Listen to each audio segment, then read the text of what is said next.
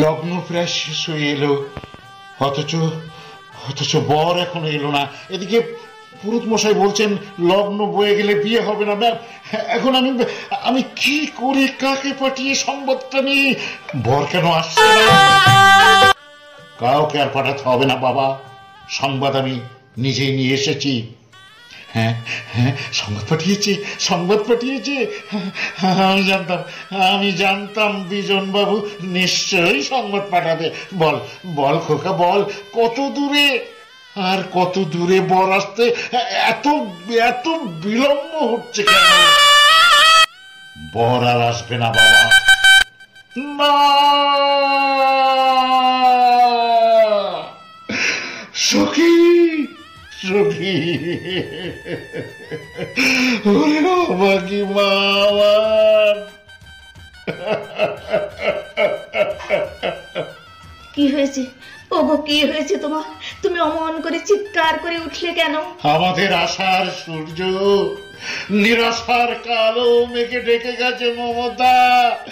বর আর আসবে না, বর আর আসবে না। না, এ হতে পারে না। সুজন এত বড় বিশ্বাসঘাতকতা করতে পারে না। পারে মা, পারে পারে। আমাদের মতো গরিবের সঙ্গে ওরা ওরা সব সময় বিশ্বাসঘাতকতা করতে পারে। সৌরভ, কাউকে না জানিয়ে আমি উদ্ভ্রান্তের মতো ছুটে গেছি চৌধুরী বাড়িতে। গিয়ে দেখলাম বিয়ের কোনো আয়োজন দূরে থাক, বিয়ের কোনো নাম গন্ধ ওই বাড়িতে নেই। শুধু বসেছে কি সৌরভ? বিজন চৌধুরীর মদের আসর। আমি আমি হাত জোড় করে বিজন বাবুকে জিজ্ঞাসা করলাম, বর এখনো যাচ্ছে না কেন?